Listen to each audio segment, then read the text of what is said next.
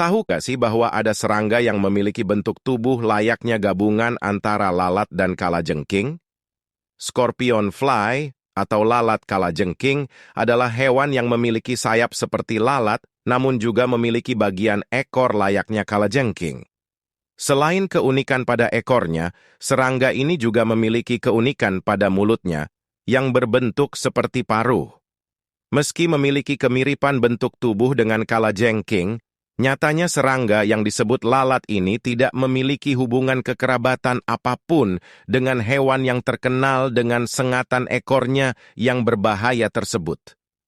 Malahan, serangga ini berkerabat lebih dekat dengan ordo Siphonaptera, yaitu ordo untuk kutu. Ciri-ciri lalat kalajengking. Pada umumnya, scorpion fly memiliki corak tubuh yang berwarna hitam kekuningan serta corak kepala berwarna kemerahan. Sebagian besar spesies serangga ini memiliki bentuk tubuh yang memanjang, sepasang sayap yang panjang dan menyempit, serta sepasang mata besar yang terletak di sisi kepala. Serangga ini dapat tumbuh hingga sekitar 30 mm dengan rentang sayap yang mencapai 35 mm. Bentuk tubuhnya diyakini merupakan bentuk semula dari kupu-kupu dan ngengat sebelum berevolusi. Lalat kalajengking memiliki mulut yang berbentuk seperti paruh.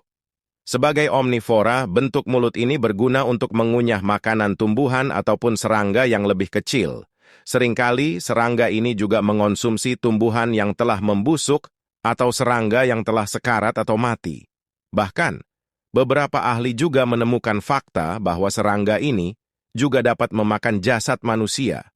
Meski terlihat mirip dengan ekor kalajengking, namun fungsi ekor dari scorpion fly ternyata memiliki fungsi yang berbeda.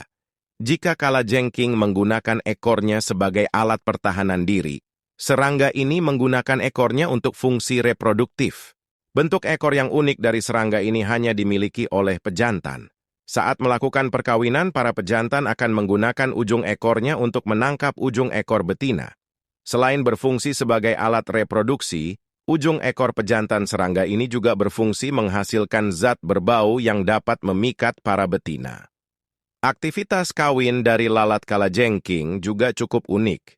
Biasanya, serangga ini akan melakukan perkawinan pada malam hari. Namun, para pejantan harus menantang nyawa untuk bisa melakukan perkawinan karena para pejantan berpeluang untuk dibunuh oleh betina yang ukurannya lebih besar.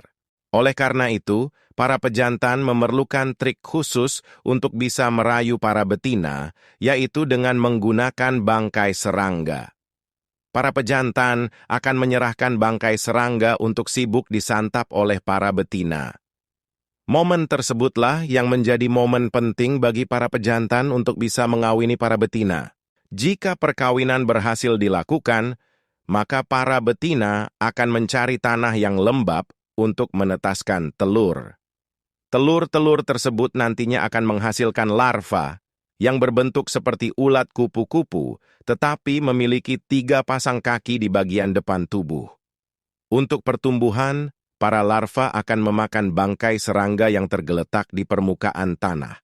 Durasi hidup larva dari scorpion fly bergantung pada iklim dan musim saat serangga tersebut hidup.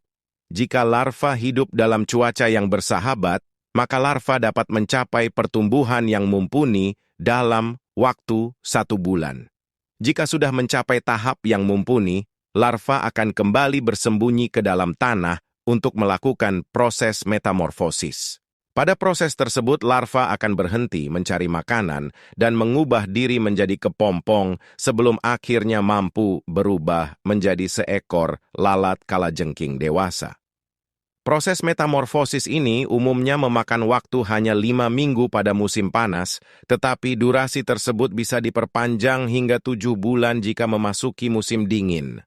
Habitat scorpion fly. Sebagai serangga yang tergolong dalam ordo Mecoptera, scorpion fly umumnya menghuni habitat yang lembab seperti hutan, daerah bersalju, atau gua.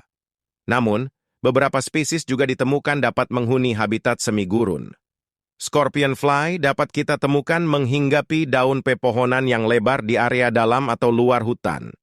Selain itu, lalat kalajengking juga memiliki kemampuan untuk hidup pada dataran berketinggian di bawah 1.500 meter atau di atas 3.000 meter.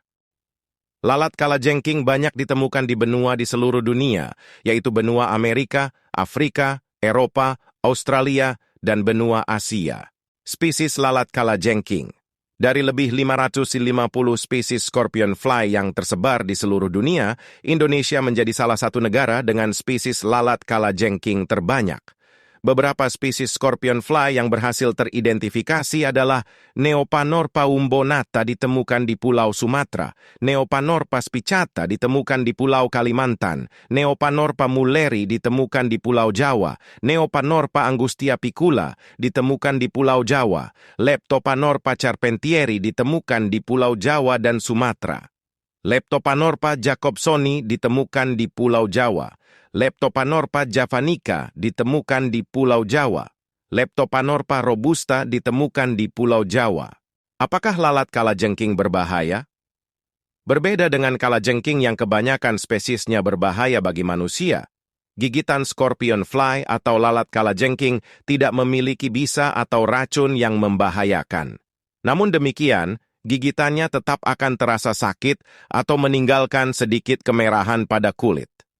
Sementara itu, sebagai pemakan serangga-serangga kecil, ia berperan penting bagi lingkungan dengan menjaga keseimbangan populasi serangga di sekitarnya.